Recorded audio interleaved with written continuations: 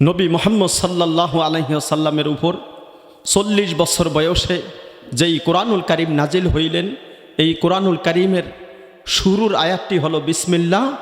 আর কোরআনুল কারীমকে যেইভাবে সাজাইছেন ওই সাজানের প্রথম সূরাটা হলো সূরাতুল ফাতিহা। এই সূরাতুল ফাতিহার শুরুতে আলহামদুলিল্লাহ আছে। বলেন, সূরাতুল ফাতিহার শুরুতে আলহামদুলিল্লাহ আছে কিনা? হাদিসে পাকের ভিতরে আসছে, যেই ব্যক্তি আলহামদুলিল্লাহ বেশি বেশি পড়বে, সুখেও পড়বে, দুঃখেও পড়বে, আনন্দেও পড়বে, কষ্টেও পড়বে, তাকে আল্লাহ পাক কিয়ামতের দিন আগে বেহেশতের দিকে ঢেকে ঢেকে পাঠিয়ে দিবে।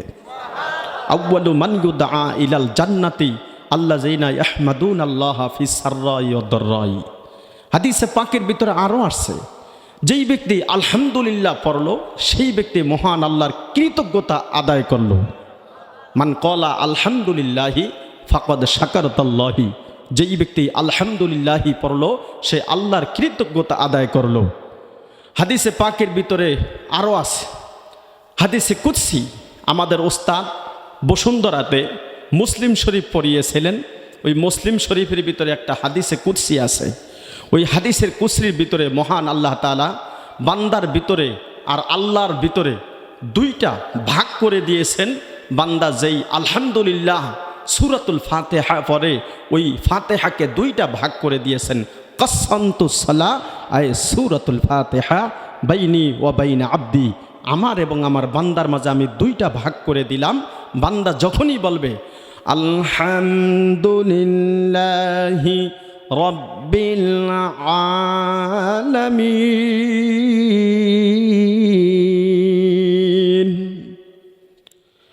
যখন বান্দা বলল আলহামদুলিল্লাহি রব্বিল আলামিন, তখন আল্লাহ বলে হামিদানি আব্দি, আমার বান্দা আমার প্রশংসা করেছে।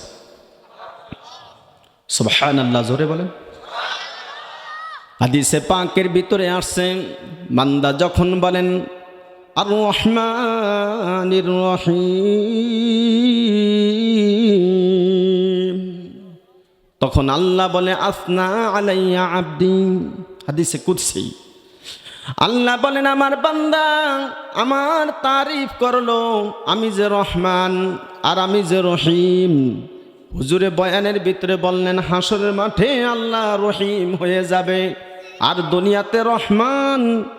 পরম করুণাময় আল্লাহ আপনাকে আমাকে রহম করতেছেন, এই কারণে মাহফিলের প্যান্ডেলের ভিতরে আসতে পারলাম। এই শীতের ভিতরে বাড়িতে থাকার কথা ছিল, কিন্তু আল্লাহ রহম করছেন বিদায় আসতে পারলাম। আল্লাহ রহমত সেহেরে কেউ বাড়িতে যাবেন না, রাজি আছেন তো সব?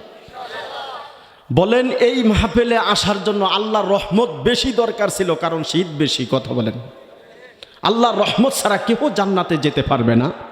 হযরতে আয়েশা রাদিয়াল্লাহু আনহা নবী মুহাম্মদ সাল্লাল্লাহু আলাইহি সাল্লামকে বললেন, নবী আপনি কি আল্লাহর রহমত ছাড়া বেহেশতে যেতে পারবেন? তখন আল্লাহ হাবিব মুহাম্মদ সাল্লাল্লাহু আলাইহি সাল্লাম বললেন, হাত কপালে রেখে বললেন আইয়াতা গাম্মাদানি আল্লাহু তাআলা বিরহমাতিহি, যতক্ষণ পর্যন্ত আমার আল্লাহ আমাকে তার রহমতের ভিতরে ঢেকে না নিবে আমি মুহাম্মদ সাল্লাল্লাহু আলাইহি সাল্লাম বেহেশতে যেতে পারবো না। আল্লাহ রহমতের দরকার আছে কি নাই?